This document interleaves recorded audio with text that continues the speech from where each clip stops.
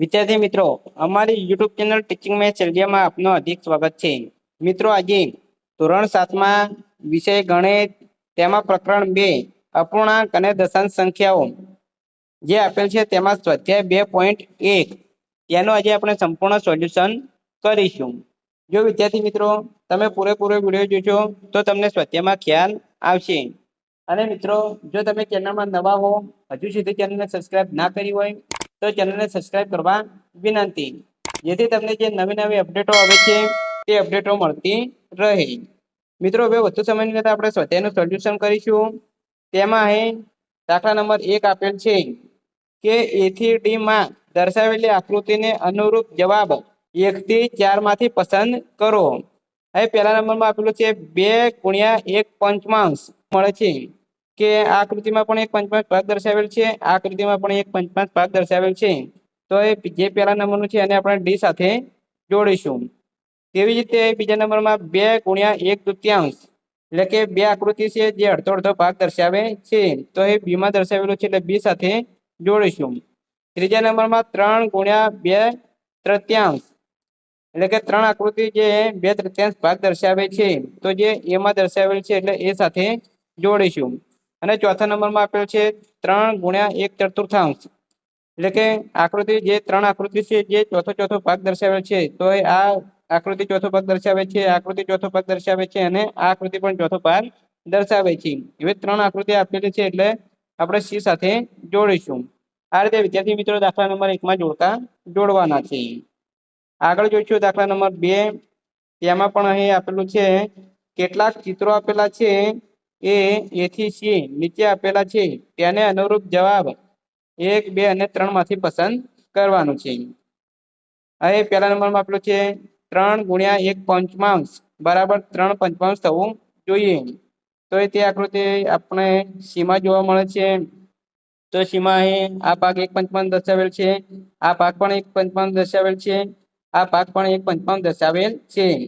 અહીં 3 વડે ગુણીશું તો 3 પંચમાંશ અહીં જવાબ મળે છે, એટલે કે 1 ને આપણે સી સાથે જોડીશું. તેવી જ રીતે બીજા નંબરમાં આપેલ છે 2 ગુણ્યા 1 તૃતીયાંશ બરાબર 2 તૃતીયાંશ થઈ છે, એટલે કે બે આકૃતિ 1 તૃતીયાંશ ભાગ દર્શાવે છે જે આપણને એમાં જોવા મળે છે, અને જે જવાબ આવે છે તે 2 તૃતીયાંશ ભાગ દર્શાવે છે, એટલે 2 ને એ સાથે જોડીશું. અને ત્રીજા નંબરમાં જે આકૃતિ આપેલી છે 3 ગુણ્યા 3 ચતુર્થાંશ બરાબર 2 ગુણ્યા 1 ચતુર્થાંશ તે આપણને બી માં જોવા મળે છે, એટલે બી સાથે જોડીશું. આ રીતે વિદ્યાર્થી મિત્રો અહીં અનુરૂપ જોડકા જોડવાના છે. દાખલા નંબર 2 પૂરો થાય છે. આગળ આપણે દાખલા નંબર 3 જોઈશું. 3 માં આપેલું છે કે અહીં સૂચના વાંચીશું ગુણાકાર કરો અને સંક્ષિપ્ત સ્વરૂપમાં ફેરવો તથા મિશ્ર અપૂર્ણાંકમાં દર્શાવો. તો આપણે ગુણાકાર કરવાનો છે અને અવયવ પાડીને જે ઉડતા હોય તે ઉડાડી અને સંક્ષિપ્ત સ્વરૂપમાં લખવાનું છે, તથા મિશ્ર અપૂર્ણાંકમાં પણ ફેરવવાનું છે. અહીં દાખલા નંબર 1 જોઈશું 7 ગુણ્યા 3 પંચમાંશ. તો તેનો ઉકેલ જોઈશું. તો અંશનો અંશમાં ગુણાકાર થશે એટલે કે 7 ગુણ્યા 3 ભાગ્યા 5. તો 7 તારી 21, 21 ભાગ્યા 5 એને આપણે મિશ્ર અપૂર્ણાંકમાં ફેરવીશું તો જવાબ આવશે 4.1 પંચમાંશ.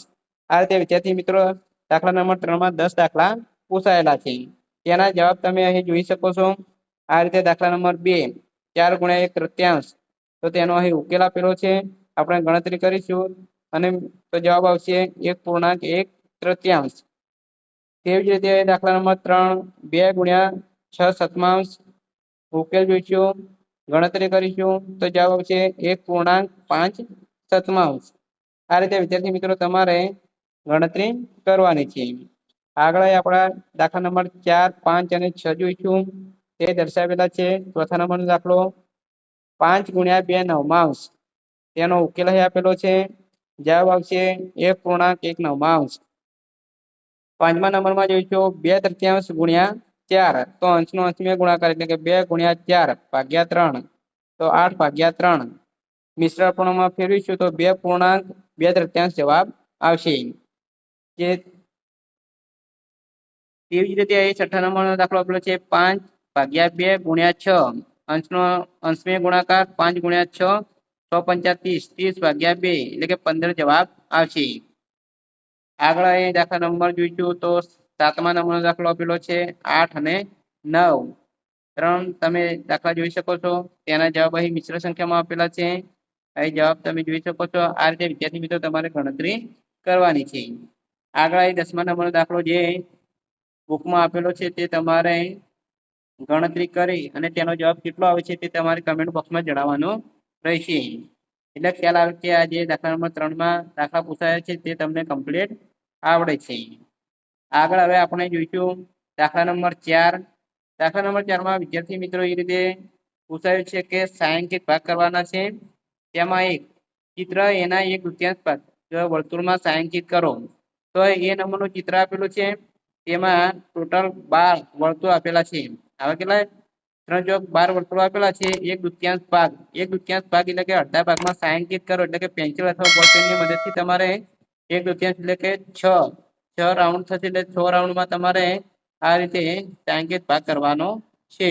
એટલે કે 1/2 થઈ જશે. આ રીતે વિદ્યાર્થી મિત્રો તમારે વ્યવસ્થિત રીતે છાંયાંકિત ભાગ કરશો એટલે 1/2 ભાગ થઈ ગયો. તેવી જ રીતે બીજા નંબરમાં ચિત્રમાં આપેલો છે 2/3 ભાગમાં ત્રિકોણમાં છાંયાંકિત કરો. તો એ ટોટલ 9 ત્રિકોણ આપેલા છે. તો 9 ગુણ્યા 2/3 કરીશું તો જવાબ આવશે 6. તો 6 ત્રિકોણ આવે છે. તો આપણે 6 ત્રિકોણને આપણે છાંયાંકિત કરવાના છે. તો આ રીતે તમે વ્યવસ્થિત રીતે છાંયાંકિત કરી શકશો. એટલે કે 2/3 ભાગ થઈ જશે. આ રીતે 6 ત્રિકોણમાં તમારે છાંયાંકિત ભાગ કરવાનો છે. આગળ ત્રીજા નંબરમાં જોઈશું ચિત્ર સીમા 3/5 ભાગ ચોરસમાં. તો જેટલા ચિત્ર આપેલા છે એમાં ત્રીજા ભાગના ચિત્રમાં જે ચોરસ છે એમાં છાંયાંકિત ભાગ કરીશું તો ટોટલ 25 ચિત્ર આપેલા છે. તો 25 ચિત્રમાંથી તો અહીં ટોટલ 15 ચિત્ર આપેલા છે. 15 ચિત્રમાંથી ત્રીજો ભાગ જોઈશું તો 9 ચોરસ થશે. તો આપણે 9 ચોરસમાં અહીં જે 3 લાઈનો છે 9 ચોરસ એમાં છાંયાંકિત ભાગ કરીશું એટલે 3/5 ભાગ ચોરસમાં છાંયાંકિત થઈ જશે.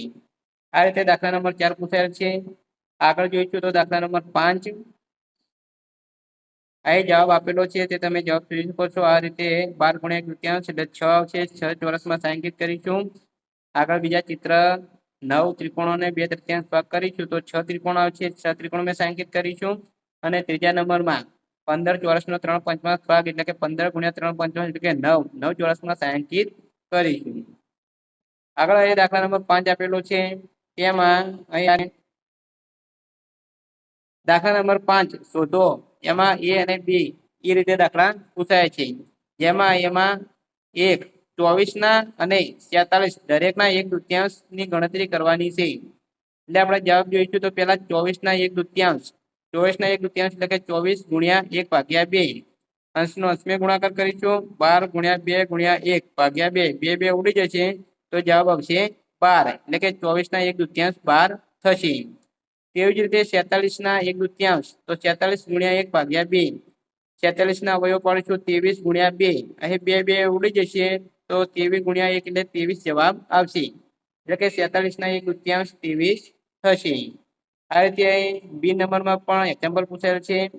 બી નંબરમાં આપણે જોઈશું તો 18 અને 27 દરેકના 2/3 તો 18 2/3 જોઈશું તો 18 ગુણ્યા 2/3 18 અવયવ પાડીશું 100 ગુણ્યા 3 તો એ 3 ઉડી જશે તો 6 ગુણ્યા 2 એટલે 12 જવાબ આવશે. એવી જ રીતે 27 2/3 તો 27 અવયવ પાડીશું 9 ગુણ્યા 3 ગુણ્યા 2 3 ઉડી જશે તો 9 2 18 તો 27 2/3 18 થશે. આ રીતે વિદ્યાર્થી મિત્રો બી અને સી ની ગણતરી કરીશું. સીમાં પણ આપેલું છે 16 અને 36 દરેકના 3 અહીં છે તો 16 અને 36 દરેકના 3/4 ભાગની ગણતરી કરવાની છે. તો 16 3/4 તો 16 ગુણ્યા 3/4 16 અવયવ પાડીશું તો 4 ગુણ્યા 4 4 ઉડી જશે તો 4 તરી 12 જવાબ આવશે. તેવી જ રીતે 36 3/4 તો 36 અવયવ પાડીશું 9 ગુણ્યા 4 4 ઉડી જશે તો 9 તરી 27 જવાબ આવશે.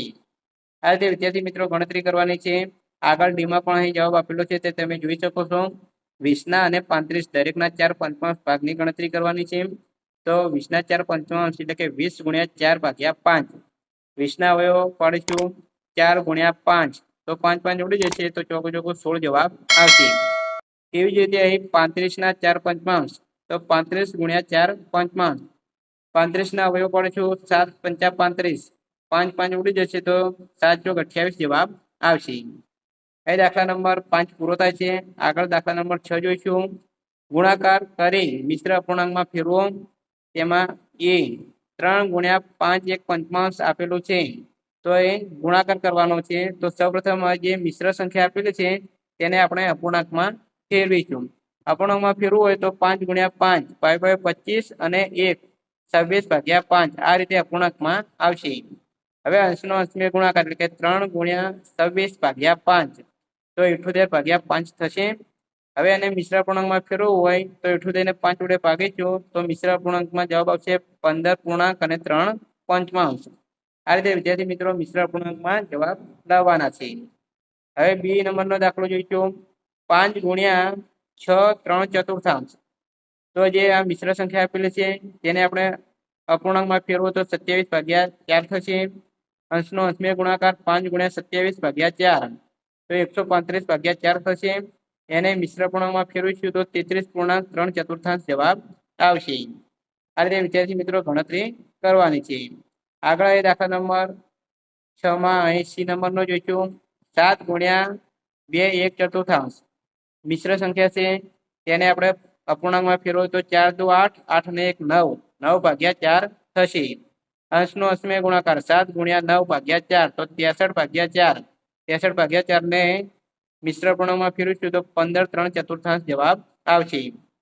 આ ડી નંબરમાં આપેલું છે 4 ગુણ્યા 6 1/3 તો 4 ગુણ્યા 6 1/3 એટલે 19/3 થશે। 76/3 એને મિશ્ર અપૂર્ણાંકમાં ફેરવીશું તો 25.1 જવાબ આવશે। વિદ્યાર્થી મિત્રો આ રીતે ગણતરી કરવાની છે। અહીં ઈ અને એફમાં પણ એ જ રીતે ગણતરી આપેલી છે તે તમે જોઈ શકો છો। જો મિત્રો તમે ચેનલમાં નવા હો અને હજુ સુધી જો ચેનલને સબસ્ક્રાઇબ ના કરી હોય તો ચેનલને સબસ્ક્રાઇબ કરવા વિનંતી, જેથી તમને જે નવી નવી અપડેટો આવે છે તે અપડેટો મળતી રહે। આગળ દાખલા નંબર 7 જોઈશું। દાખલા નંબર 7માં શોધો। એમાં અહીં એ નંબરનો દાખલો આપેલો છે, તેમાં 2 3/4 અને 4 2/9 બંનેના 1/2 ગણતરી કરવાની છે। તો એ જે મિશ્ર સંખ્યા આપેલી છે તેને આપણે સૌપ્રથમ અપૂર્ણાંકમાં ફેરવીશું તો 2 3/4 ના 1/2 તો 11/4 અપૂર્ણાંક થશે। 11/4 ના 1/2 એટલે અંશનો અંશમે ગુણાકાર અને છેદનો છેદમે ગુણાકાર તો 11 ગુણ્યા 1/4 ગુણ્યા 2 11 × 11/4 ગુણ્યા 2 એટલે 11/8 11/8 એને મિશ્ર અપૂર્ણાંકમાં ફેરવીશું તો 1.3 જવાબ આવશે। તેવી જ રીતે અહીં 4 2/9 બંનેનો 1/2 તો બીજા નંબરમાં જોઈશું 4 2/9 ના 1/2 તો એને મિશ્ર સંખ્યા 38/9 અપૂર્ણાંક બનશે, એનો 1/2 તો 38/9 ગુણ્યા 1/2 38 ગુણ્યા 1/9 ગુણ્યા 2 તો 2 2 ઉડી જશે 19 દુ 38 એટલે જવાબ આવશે 19/9 એને મિશ્ર અપૂર્ણાંકમાં ફેરવીશું તો 2.1 જવાબ આવશે। આ રીતે વિદ્યાર્થી મિત્રો ગણતરી કરવાની છે। આગળ અહીં બી નંબરનો દાખલો, તેમાં પણ તેવી જ રીતે ગણતરી આપેલી છે કે 3 5/6 અને 9 2/3 બંનેના 5/8 ભાગની ગણતરી કરવાની છે। તો જે સૌપ્રથમ મિશ્ર સંખ્યા આપેલી છે તેને આપણે અપૂર્ણાંકમાં ફેરવીશું। અપૂર્ણાંકમાં ફેરવી જશે પછી અંશનો અંશમે અને છેદનો છેદમે ગુણાકાર કરીશું। પછી જે જવાબ આવશે અપૂર્ણાંકમાં એને આપણે મિશ્રમાં ફેરવીશું। આ રીતે વિદ્યાર્થી મિત્રો બીનો જવાબ આપેલો છે।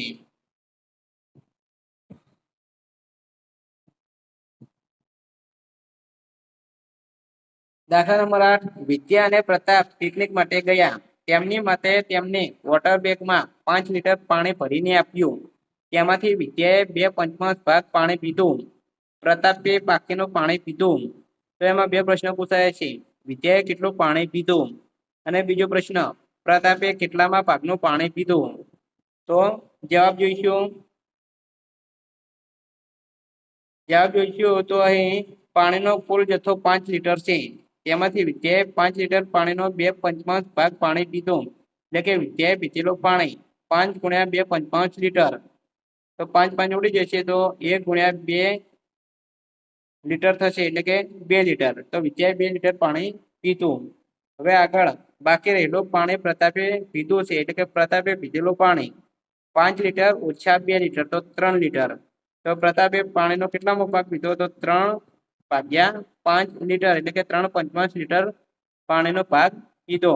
આ રીતે વિદ્યાર્થી મિત્રો ગણતરી કરવાની છે. વિદ્યાર્થી મિત્રો એ સ્વાધ્યાયનું સંપૂર્ણ સોલ્યુશન પૂરું થાય છે. જો મિત્રો વિડીયો સારો લાગ્યો હોય તો લાઈક કરો, શેર કરો અને સબસ્ક્રાઇબ કરો. તથા સ્વાધ્યાયના સોલ્યુશન અહીં ચેનલમાં તથા બીજા વિષયના સ્વાધ્યાયના સોલ્યુશન અહીં ચેનલમાં મૂકેલા છે, એ તમે જોઈ શકો છો. Thank you.